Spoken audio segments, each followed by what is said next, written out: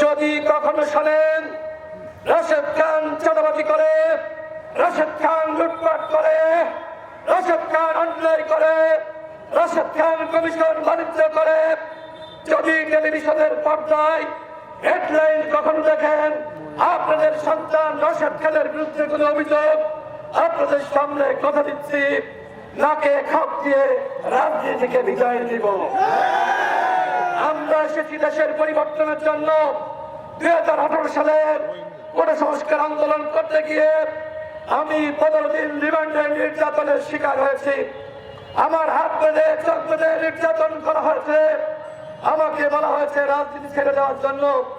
আমি বলেছি দেশের জন্য মানুষের জন্য রাজনীতি করি, প্রয়োজনে শহীদ হব, তবুও মানুষের সেবা করার কাছ থেকে নিজেকে বিদায় দেওয়াতে পারবো না।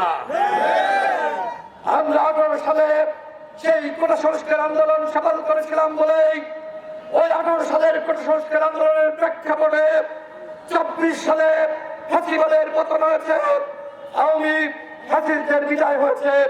এখন আমাদের দায়িত্ব এই সমাজের জন্য নতুন নেতৃত্ব, যোগ্য নেতৃত্ব এবং একসাথে হাতে হাত রেখে কাঁধে কাঁধ রেখে কাজ করা। আমি শেষ করব।